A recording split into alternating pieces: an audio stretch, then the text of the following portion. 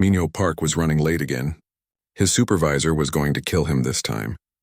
The young cargo engineer sprinted through the crowded corridors of Ganymede Station, dodging between maintenance robots and irritated travelers. His shift aboard the freight vessel Sol Horizon started in 10 minutes, and he was still 3 gates away. Or so he thought. Sweat dripped down his forehead as he checked his crumpled assignment paper, Gate 47D. His eyes scanned the bright signs overhead while he ran. There. Gate 47 was just ahead. He rushed toward the airlock without slowing down, flashing his worker ID at the scanner. The doors hissed open. The ship's interior looked different than he remembered. Cleaner.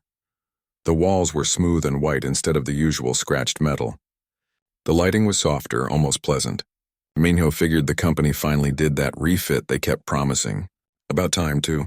He stumbled through the corridors, exhausted from pulling a double shift at the station warehouse. His muscles ached and his eyes burned with fatigue. Finding an empty crew quarters, Minho collapsed onto the bunk without even removing his boots. The mattress felt surprisingly comfortable. Definitely an upgrade. He closed his eyes and fell asleep within seconds.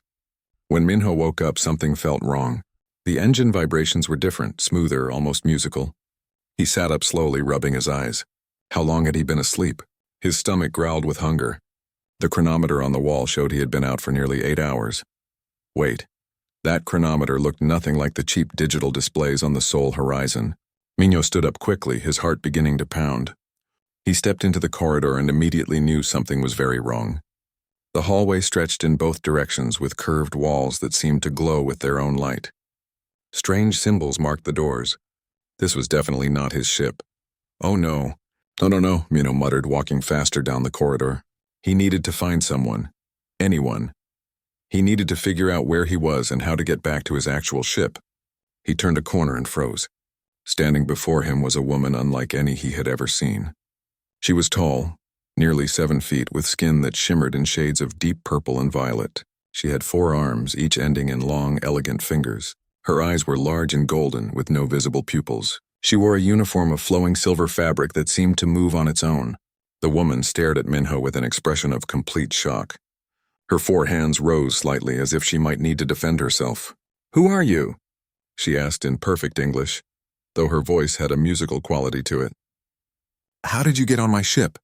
Minho's mouth opened and closed several times before words came out. I think I boarded the wrong ship. I was supposed to be on the Sol Horizon. Gate 47D, I'm a cargo engineer. My name is Minho Park." The woman's golden eyes widened even further. She tapped something on a device attached to her wrist. Within moments, 3 more alien women appeared from various doorways. They all had the same purple skin and 4 arms, though each had slightly different features and heights. "Captain Vela," one of them said, speaking in a language Minho did not understand. The first woman he met, apparently the captain, raised one hand to silence her crew. She kept her eyes locked on Minho. "You are human," Captain Vela said slowly. "Male human." "Yes," Minho replied, confused by her tone. "Is that a problem?" "You should not be here," Vela continued. "This is the Starbound chorus. We departed Ganymede Station 7 hours ago. We are now traveling at faster-than-light speeds toward the Andromeda relay gates. Our mission will take 6 months." The words hit Minho like a physical blow.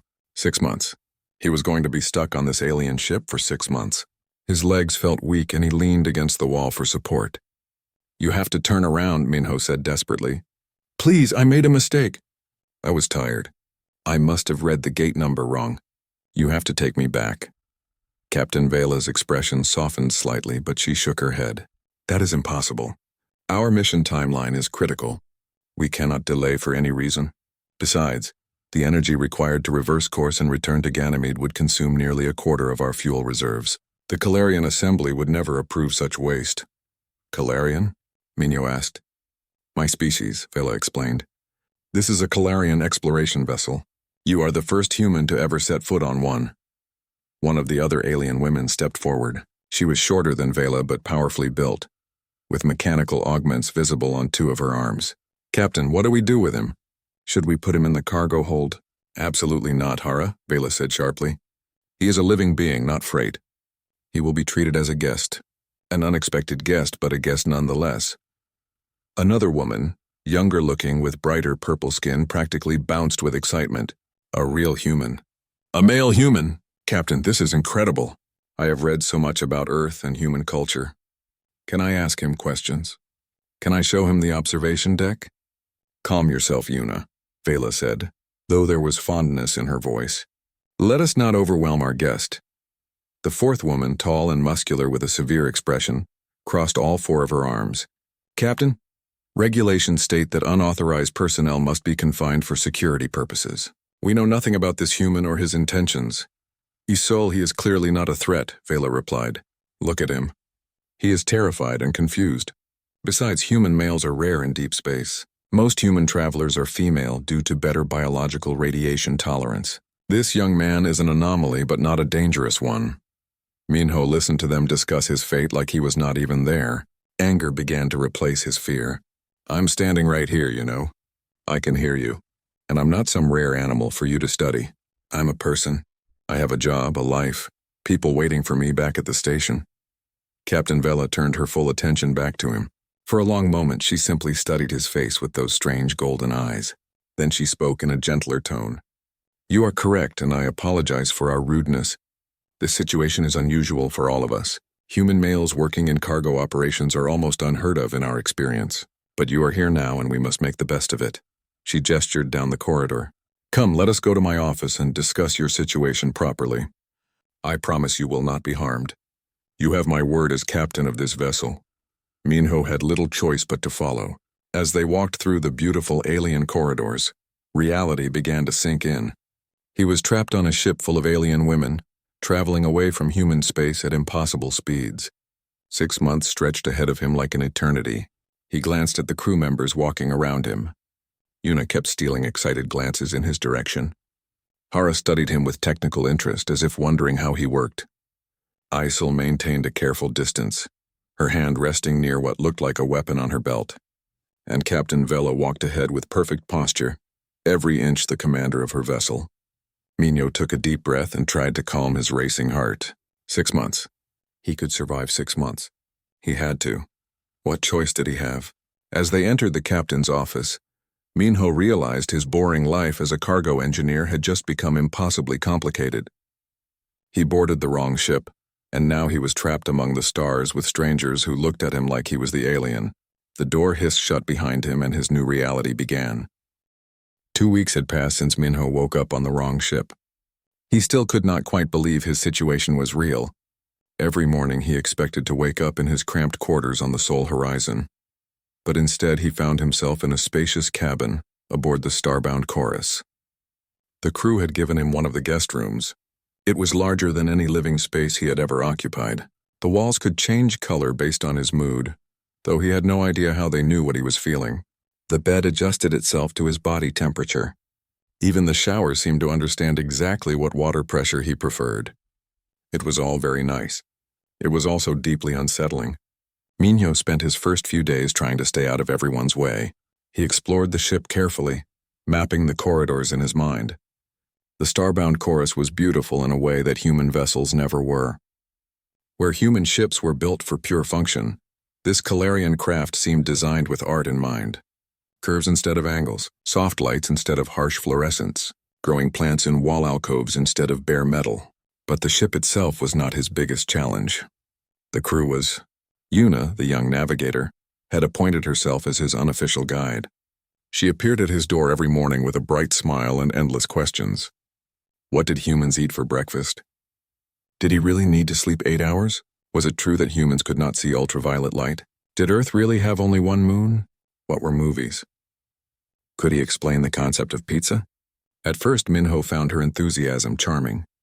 By the end of week 1, it was exhausting. Yuna, I need to rest, he said one afternoon after she had followed him around for 3 straight hours. But you rested last night, she replied, genuinely confused. You slept for 7 hours and 43 minutes. Is that not enough? I meant I need some quiet time. Alone time. Her face fell. Did I do something wrong? Are you angry with me? No, Minho said quickly, feeling guilty. It's just a human thing.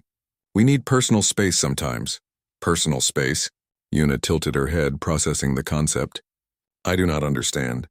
Are you saying you do not want companionship? But you are alone on this ship already. Why would you want more aloneness? Trying to explain human social needs to an alien who found them incomprehensible was harder than any engineering problem Minho had ever faced. The medical officer, Nari, presented a different kind of challenge. She was kind and gentle, with a soothing voice that reminded Minho of his grandmother, but her fascination with his biology bordered on invasive. "Just one more scan," she would say, passing a strange device over his body. "I want to ensure you are adapting well to our ship's atmosphere. Human lungs are so delicate compared to Calarian respiratory systems." "I feel fine," Minho insisted. "Yes, but human males are particularly vulnerable to certain radiation frequencies. I must monitor you closely. It is my duty to keep you healthy. I've been working in space stations for 3 years. I think I can handle it." Nari looked horrified. "You have been exposed to unshielded space radiation for 3 years? That is terrible. Your government should be ashamed for putting you at such risk. Do human males have no value in your culture?" That conversation revealed a fundamental difference between humans and Calarians. When Minho explained that human men and women worked the same dangerous jobs, the entire medical bay went silent. Nari actually looked like she might cry. "But you could be injured," she whispered. "You could die." "Why would your people allow this?" "Because I'm an adult who made my own choice," Minho said, frustrated. "I'm not some fragile thing that needs constant protection." Nari did not look convinced. The chief engineer, Hara, was easier to deal with. She was practical and direct, with little interest in his biology or culture. She cared about whether he could do useful work. When Minho mentioned his engineering background, her eyes lit up with interest. "Show me your credentials," she demanded. Minho pulled up his certification records on a borrowed datapad. Hara studied them carefully, occasionally making small noises of approval or skepticism. "Your training is adequate," she finally said. "Primitive in some areas, but adequate. I could use an assistant in the lower engine decks. The work is simple. Even a human should be able to handle it." Minho bristled at the casual dismissal but bit his tongue. At least Hara saw him as potentially useful, rather than just a curiosity. "I'd like that," he said. "I'm going crazy with nothing to do." "Excellent. Report to Engineering Bay 3 tomorrow at dawn cycle, and do not be late." "I hate tardiness." Minho smiled. Hera reminded him of his first supervisor back on Earth. Gruff, demanding, but fair. The security chief, Isul, remained cold and distant. She watched Minho constantly. Her forearms usually crossed in a posture that clearly said she did not trust him. Whenever he entered a new section of the ship, she seemed to appear from nowhere, observing him with those intense golden eyes. "Is there something you need, Chief Isul?" Minho asked one day, tired of being followed. "I am ensuring you do not access restricted areas," she replied flatly. "I'm just going to the mess hall for dinner." "Yes, I am aware. I'm escorting you. I don't need an escort. I know the way." "Nevertheless, I will accompany you." "Captain's orders," Minho sighed. There was no point in arguing with someone who treated rules like religious commandments. Captain Vela herself remained professional but distant. She checked on him periodically, asking if he had everything he needed, but she never lingered for conversation. Minho got the impression she saw him as a problem she was stuck solving rather than a person. The breaking point came during his 3rd week aboard. Minho was eating lunch in the mess hall when one of the crew members sat down across from him. She was older than most of the others, with silver streaks in her purple skin. "You are the human," she said. It was not a question. "Yes, Minho Park. I am Soman. I work in hydroponics. The captain says I am to train you." "Train me?" Minho set down his fork. "I'm already working with Hara in engineering." "Not anymore. The captain has decided engineering is too dangerous for you. You will work in hydroponics instead. Growing plants is safe work. Appropriate work." The condescension in her tone made Minho's blood boil. He stood up abruptly, his chair scraping against the floor. Every head in the mess hall turned to look at him. "Where is the captain?" he asked quietly. "In her ready room, but—" Minho did not wait for the rest. He marched out of the mess hall, ignoring Isul's sharp command to stop. He reached the captain's ready room and hit the door chime repeatedly until it opened. Captain Vela looked up from her desk, startled. "Minho? What is the meaning of—" "I'm not a child," Minho interrupted. "I'm not fragile. I'm not some precious thing you need to keep in a safe box. I'm a trained engineer with 3 years of experience working in some of the most dangerous environments in human space. And I'm tired of being treated like I'm made of glass." Vela stood slowly, her forearms spreading in what might have been a calming gesture. You misunderstand. I am simply trying to keep you safe. I don't need you to keep me safe. I need you to treat me like an equal. You are not my equal, Vela said, and though her tone was not cruel, the words stung. You are a guest on my ship. An unexpected complication in a critical mission. I am responsible for your well-being. If you are injured or killed due to my negligence, it could cause a diplomatic incident between our species. So this is about politics, Minho said bitterly. This is about doing what is right. Vela walked around her desk to face him directly. I understand you are frustrated. I understand you feel infantilized. But you must understand our perspective. In Calarian culture, males are rare and precious. They are protected, cherished, kept from harm. Seeing you work in dangerous conditions goes against every instinct we have. I'm not Calarian, Minho said firmly. I'm human, and humans don't work that way. Vela studied him for a long moment. Then, to his surprise, she smiled slightly. No, I suppose you do not. Very well, Minho Park. You may continue working with Hara in engineering, but you will follow all safety protocols without question. And if I hear you have taken unnecessary risks, you will find yourself growing tomatoes for the rest of this journey. Do we have an understanding? Minho felt his anger drain away, replaced by relief. Yes, Captain. We have an understanding. Good. Now please leave my ready room before Isolde breaks down the door to rescue me from the dangerous human. Despite himself, Minho laughed. As he left, he felt something shift. It was a small victory, but it was a start. Maybe, just maybe, he could find a place on this ship after all. 2 months into the journey, Minho had settled into a comfortable routine. He spent his mornings working with Hara in the engineering sections, his afternoons helping Soman in hydroponics, and his evenings learning Calarian language and customs from Yuna. The crew had mostly stopped treating him like fragile cargo, though Nari still insisted on weekly medical scans. But something felt off. Minho first noticed it during a supply inventory. Hara had sent him to check the cargo hold's power distribution systems.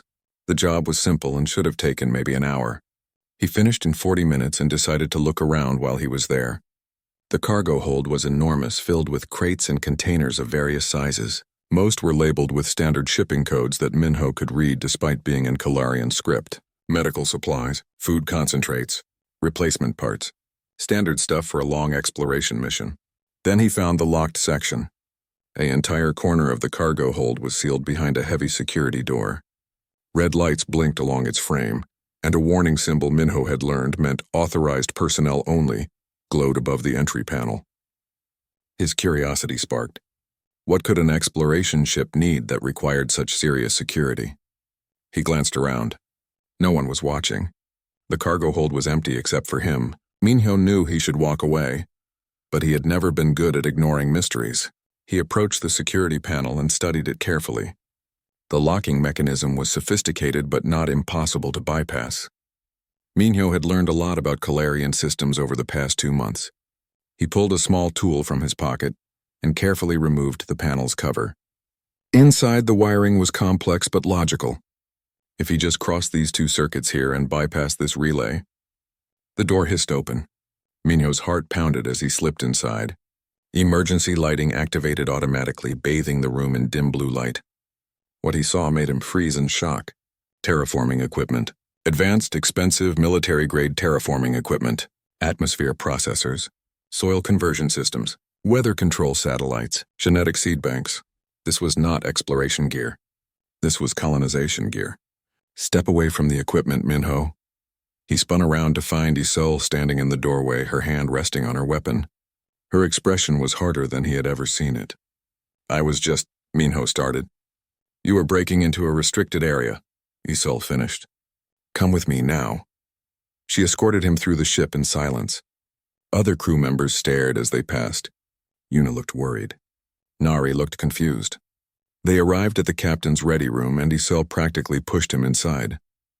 Captain Vela sat at her desk with Hera standing beside her. Both looked serious.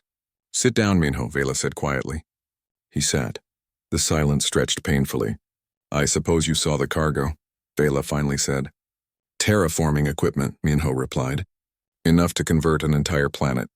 You said this was an exploration mission.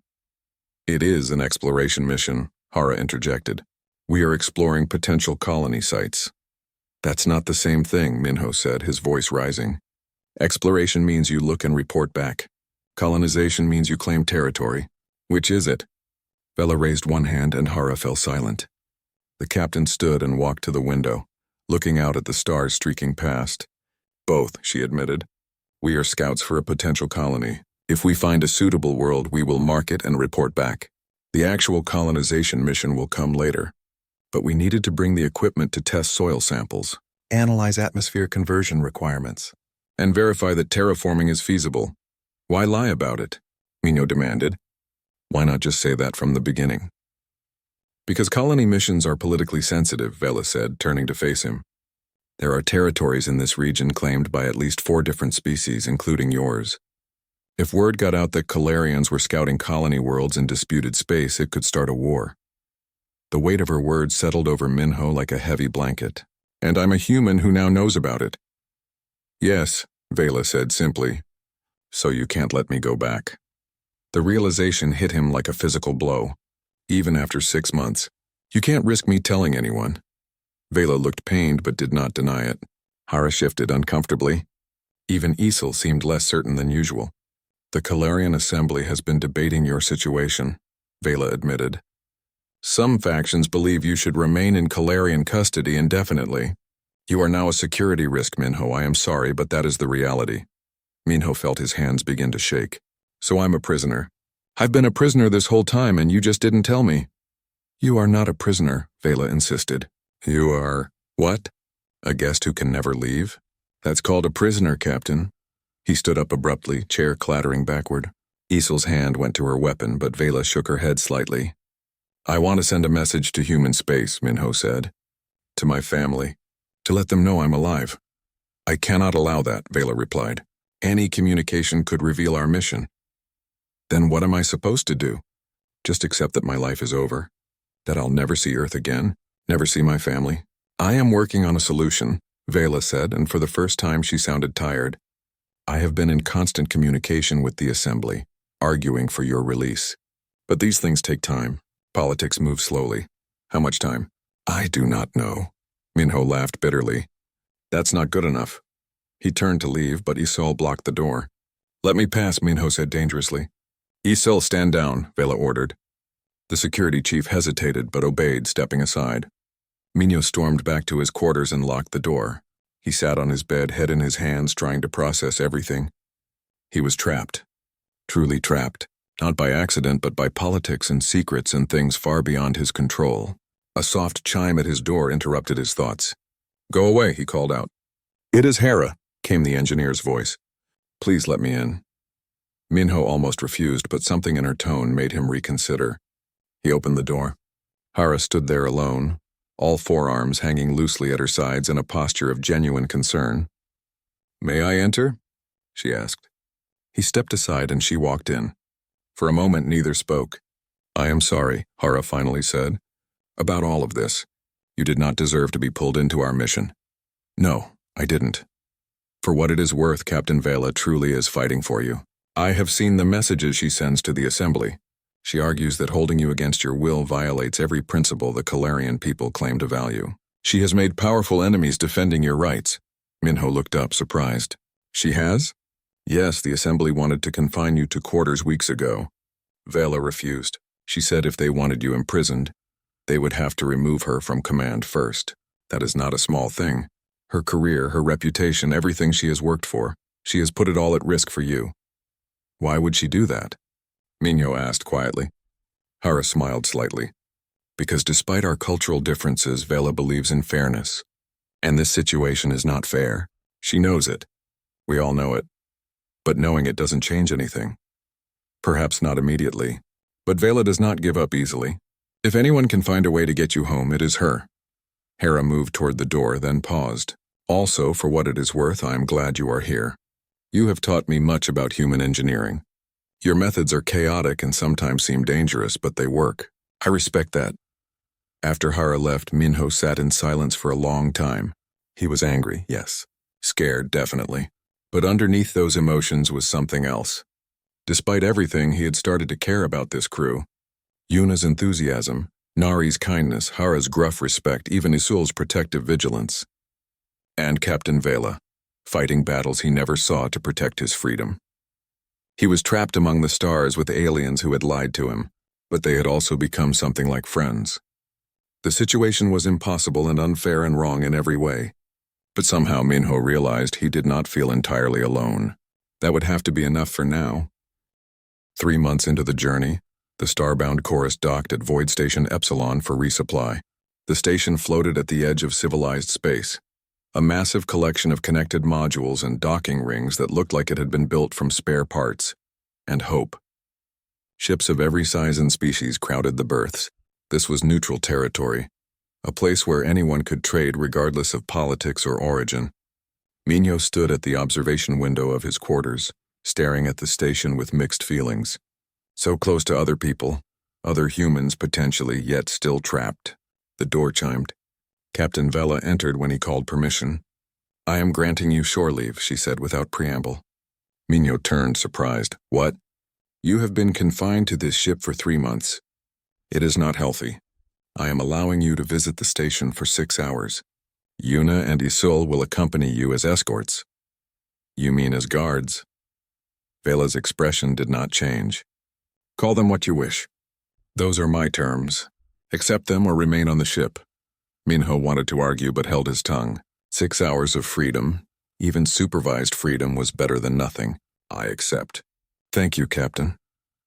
An hour later, Minho walked through Void Station with Yuna practically bouncing beside him, and Isul following 3 steps behind like a shadow. The station was chaos compared to the calm order of the starbound chorus. Vendors shouted in dozens of languages. Strange smells mixed in the recycled air. Creatures of every imaginable shape and size crowded the corridors. "This is amazing," Yuna exclaimed, her eyes wide. "Look at all the different species. Oh, and there is a human food vendor. Can we try it, please?" "Sure," Minho said, unable to resist her enthusiasm. The vendor was run by a tired-looking human woman who perked up when she saw Minho. "Well, hello. Not often I see another human out here, especially not a man. What can I get you?" "3 of whatever you recommend," Minho said in English, enjoying the chance to speak his native language. As they ate, Minho noticed another group of humans at a nearby table. They were rough-looking, dressed in mismatched armor and carrying weapons openly. Mercenaries, probably. One of them, a woman with short black hair and a scar across her cheek, was staring at him intently. She stood and walked over. "You're with the Calarians," she said. It was not a question. "I'm a passenger on their ship," Minho replied carefully. "Right, a passenger." Her tone made it clear she did not believe him. "Name's Jiwan. I run a small security company. We operate out of this sector." She sat down uninvited, her eyes never leaving Minho's face. "How long have you been their passenger?" 3 months, Jiwan whistled low. "That's a long time. When are they letting you off?" "That's complicated. I bet it is." Jiwan leaned forward. "Listen, I've been working these routes for 8 years. I've seen this before. Alien crews, especially Calarian crews, get their hands on a human male and suddenly he's part of the family. They find reasons why he can't leave. For his own safety, they say. For diplomatic reasons. For whatever excuse sounds good." Isul stepped forward, her hand on her weapon. "You should leave now. Or what?" "This is neutral territory, Calarian. You have no authority here." G1 kept her attention on Minho. "I can get you out. My ship leaves in 4 hours. We can hide you, get you back to human space. You'd be home in 2 weeks." Minho's heart raced. Freedom. Real freedom. Home. He could see Earth again, see his family, return to his life. All he had to do was stand up and walk away. He looked at Yuna, who had gone very quiet. Her usual bright expression was replaced with something that looked like fear. Fear of losing him. "I need to think about it," Minho said finally. Jiwan nodded. "Fair enough. We'll be at docking bay 12. You have 4 hours to decide." She stood and returned to her crew. Yuna grabbed Minho's arm with 2 of her hands. "You cannot go with them, please. They are criminals. You will not be safe." "She's offering me a way home, Yuna." "She is offering you false hope," Isul interjected coldly. "Mercenaries like that trade in many things. Not all of them are legal. You could end up somewhere far worse than our ship." Minho wanted to argue but stopped when alarms began blaring throughout the station. Red emergency lights flashed. A mechanical voice announced in multiple languages, "Security breach." All civilians proceed to safe zones. This is not a drill. The marketplace erupted into chaos. People ran in every direction. Isol grabbed both Minho and Yuna, pulling them toward a nearby corridor. We need to get back to the ship now. They had barely taken 3 steps when the first explosion hit. The blast wave knocked them off their feet. Minho's ears rang as he struggled to stand. Smoke filled the air. Through the haze, he saw figures in dark armor storming through the station. Raiders. Move! Isol shouted, firing her weapon at the approaching attackers. Energy bolts flew in both directions. Yuna screamed as a shot passed inches from her head. Minho looked around desperately. They were pinned down, surrounded by panicking civilians. The raiders were heavily armed and moving systematically through the station, grabbing anyone who looked valuable or exotic. This was a slave raid, he realized with horror. His engineering mind kicked into overdrive. They could not fight their way out. Isol was outnumbered. They needed another option. He scanned the area and spotted a maintenance access panel 20 feet away. If he could reach it, he might be able to seal this section, buy them time to escape. "Cover me!" he shouted to Isol and sprinted toward the panel. "Mio no!" Yuna's scream barely registered as he ran. Energy bolts scorched the ground around him. He dove, rolled, and came up right at the access panel. His hands moved automatically, pulling tools from his pockets that he had borrowed from Hera's workshop weeks ago. The panel opened. Inside was a maze of wiring and circuits. He had maybe 30 seconds before the raiders reached him. Minho's fingers flew, pulling wires, crossing circuits, bypassing safeties. This was human engineering at its finest, breaking every rule to make something work right now. The emergency bulkhead doors slammed shut with a massive boom, cutting off the raiders. Minho had sealed the section, but he had also trapped about 40 civilians with them in a space designed for maybe 20. Isol appeared beside him, grabbing his arm roughly. "That was incredibly stupid and reckless. It worked, didn't it?" "You could have been killed." "But I wasn't." Minho grinned despite the danger. The adrenaline was still pumping through his veins. Now we need to get these people to a secure area and then find another way back to the ship. For the next 2 hours, Minho led the evacuation effort. He used his knowledge of station layouts from his cargo work to guide civilians through maintenance tunnels. He hot-wired locked doors using techniques Hara had taught him, modified for human improvisation. When they encountered another group of raiders, he created a distraction by overloading a power junction, causing all the lights in that section to explode in a shower of sparks. Yuna watched him with wide eyes. "I had no idea humans could be so crazy," Minho suggested. "Resourceful," she corrected. "Brave, clever, you saved all these people." Even Isol looked at him differently. There was respect in her golden eyes now. "You fight well for someone with no military training." "I'm an engineer. We don't fight. We solve problems. Sometimes the problems just happen to be trying to kill us." By the time station security regained control and drove off the raiders, Minho had helped save over 60 civilians and led them safely back to the main docking area. He was covered in soot, bleeding from a cut on his forehead and completely exhausted. But he was alive, and so was everyone he protected. G1 found him as they prepared to return to the Starbound chorus. "That was impressive work out there," she said. "My offer still stands. My ship is ready to depart." Minho looked at the mercenary captain, then at Yuna and Isol standing nearby. Yuna looked terrified that he might leave. Isol stood ready to fight if necessary, but there was something in her posture that suggested she would let him choose. He thought about the past 3 months. The frustrations and limitations, the lies in politics, but also the friendships, the purpose he had found, the way Hara trusted him with real work, the way Nari cared for his well-being, the way Yuna lit up when teaching him her language, even the way Isol had started to accept him. "Thank you for the offer," Minho said to G1, "but I'm staying." "You sure?" "Why not get another chance? I'm sure." G1 shrugged. "Your choice. Good luck out there." As they walked back to the Starbound chorus, Yuna grabbed Minho's hand with 2 of hers. "Thank you for staying. Don't thank me yet. I have conditions." Back on the ship, Captain Vela was waiting. She looked relieved to see them safe, then concerned when she saw Minho's injuries. "What happened?" "Raiders hit the station," Isol reported. Minho saved approximately 60 civilians using improvised engineering solutions and remarkable courage under fire. Vela's eyebrows rose. She looked at Minho with new eyes. "I'm staying. Minho said before she could speak. Voluntarily. But I want real crew status. Not a guest, not a passenger. A crew member. And when this mission ends, you promise to fight for my freedom. Actually fight, not just politically maneuver. Deal? Captain Vela studied him for a long moment. Then she smiled, a real, genuine smile he had never seen before. Deal, crew member Park, welcome aboard. The final 2 months of the journey transformed everything. Minho was no longer the unexpected guest or the diplomatic problem. He was crew. His name appeared on the duty roster alongside everyone else. He ate meals at the senior staff table. When Captain Vela called strategy meetings, he was invited to participate. Hara made him her official assistant engineer, and together they began doing something unprecedented, combining human and Kalarian technology. Minho introduced concepts from human engineering that emphasized adaptability and quick repairs over perfect design. Hara taught him Kalarian principles of elegant efficiency and long-term sustainability. The results amazed everyone. Engine efficiency improved by 12%. Power distribution became more stable. Minor repairs that used to take hours now took minutes because Minho showed the crew how to improvise solutions instead of waiting for perfect replacement parts.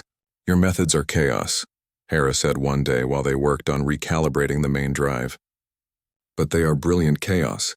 I do not understand how humans build anything that lasts when you break so many engineering principles. Minho grinned. We don't build things to last forever.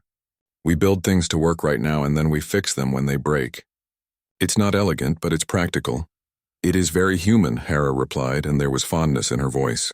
Yuna had calmed down considerably once she stopped seeing Minho as a temporary curiosity and started seeing him as a permanent fixture. She still asked endless questions, but now they felt like genuine conversation rather than interrogation. She taught him to read Kalarian script, and he taught her about human history and culture. Humans had over 200 different countries on one planet? She asked one evening, incredulous. How did you not destroy yourselves? We almost did. Several times, but we figured it out eventually. Mostly.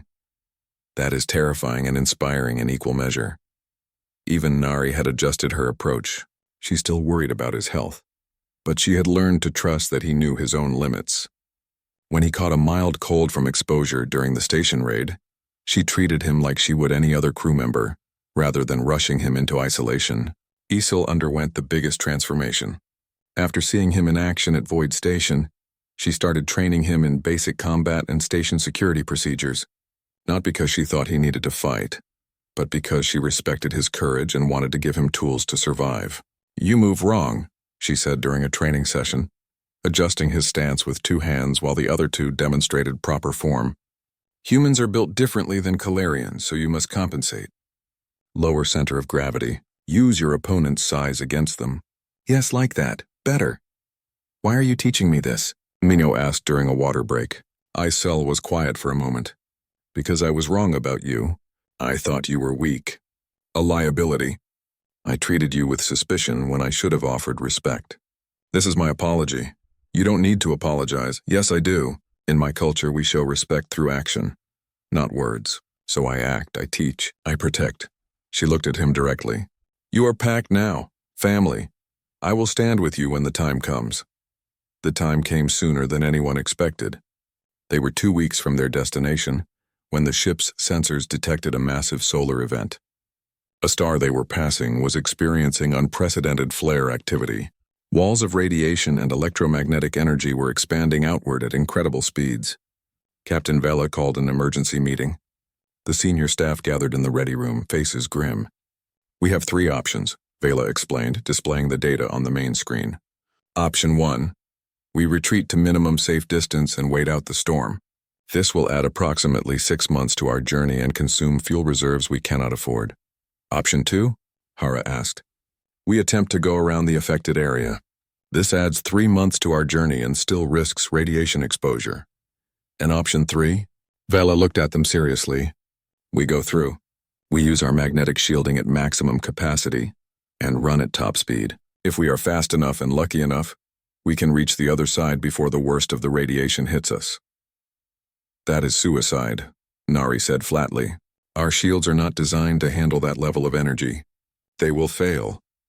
Unless we modify them, Minho said quietly. Everyone turned to look at him. He stood and approached the display, studying the data carefully. His mind was already working through the problem. Calarian shields are designed for long-term consistent protection, he said. They spread the defensive field evenly around the ship.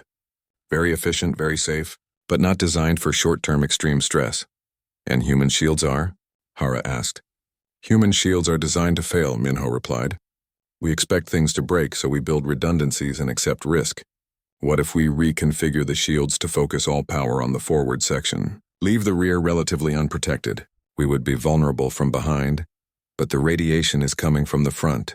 We could triple our forward shield strength for maybe 20 minutes before the system overloads. 20 minutes might be enough, Vela said slowly, if we accelerate to maximum velocity and angle our approach correctly. This violates every Calarian safety regulation, Nari protested. If it fails, we all die. If we wait, we fail the mission, Hera countered. If we go around, we run out of fuel and drift until someone finds us. Which option has the better survival rate? The debate went on for hours. Minho explained the technical details of his plan. Hera ran simulations. Nari calculated survival probabilities. Isul assessed combat damage to apply to shield configuration. Yuna plotted the optimal course through the radiation field. Finally, Captain Vela raised her hand for silence. I will make the final decision. But first I want to hear from Minho. This is your plan, your risk. Are you confident it will work? Minho took a deep breath. Honestly? No, I'm not confident. This is crazy. It is dangerous. Every safety expert would say we are insane for trying. But I have learned something these past months. Sometimes the only way through a problem is to break all the rules and improvise. That is what humans do best. We take stupid risks and somehow make them work. He looked around the table at the crew that had become his family. I trust my engineering. I trust Hera's modifications. I trust Yuna's navigation. And I trust all of you. So yes, Captain, I believe we can do this. Vela nodded slowly. Then we proceed with Minho's plan. All hands to stations. We run the storm in 6 hours. The preparation was frantic. Minho and Hera worked together to reconfigure the shield generators, making modifications that would make any Calarian inspector faint with horror. They bypassed safety limiters, cross-connected power relays that should never be combined, and essentially turned the ship's defensive systems into a massive, temporary, forward-focused barrier. If this works, I'm writing a paper about it, Hera said as they worked. If it fails, at least we will die doing something interesting. That is a very human attitude, Minho replied with a grin. When the time came, everyone strapped into their stations. Minho sat at the engineering console next to Hera, monitoring power levels and shield integrity. His heart pounded, but his hands were steady. All hands ready, Vela announced. Yuna, execute course. Full speed ahead. The ship surged forward. Through the view screen, they could see the wall of radiation approaching like a tsunami of fire. It was beautiful and terrifying. Shield reconfiguration in 3, 2, 1 now, Minho called out, pressing the activation sequence. The ship shuddered as power redirected. Every light dimmed as energy poured into the forward shields. The defensive barrier flared bright blue, visible even in space. Then they hit the radiation wall. The ship screamed. Alerts blared from every console. The forward shields blazed so bright they had to dim the view screens. Temperature readings spiked. Power levels fluctuated wildly. Shield strength holding at 90%. Minho shouted over the noise. Rear sections taking damage but nothing critical. 12 minutes to clear the worst of it. Yuna called from navigation. 10 minutes in, disaster struck. A power coupling overloaded, sending feedback through the system. Minho saw it happening and reacted instantly. He diverted emergency power to compensate, but it was not enough. The system was cascading toward failure. Without thinking, he grabbed a portable power unit and ran toward the generator room. Minho, no! Hara screamed. It is too dangerous. He ignored her. The generator room was filled with smoke and sparks. The heat was incredible. Minho could feel his skin burning even through his suit. He reached the primary relay and manually connected the portable power unit, bypassing the failed coupling. The moment he made the connection, a massive surge of energy arced through the system and into his body. He screamed as electricity burned through him, but he held on, forcing his hands to complete the repair even as his muscles spasmed. Then it was done. The power stabilized. The shields held. Minho collapsed, barely conscious. He woke up in the medical bay. Nari was standing over him, her face tight with concern. "You are alive," she said, relief evident in her voice. "Barely. That was the most foolish, brave, stupid thing I have ever witnessed." "Did we make it?" Minyo asked weakly. "Yes, we cleared the radiation storm. The ship is damaged but functional, and it is all because of you." Nari touched his forehead gently. "You saved us all."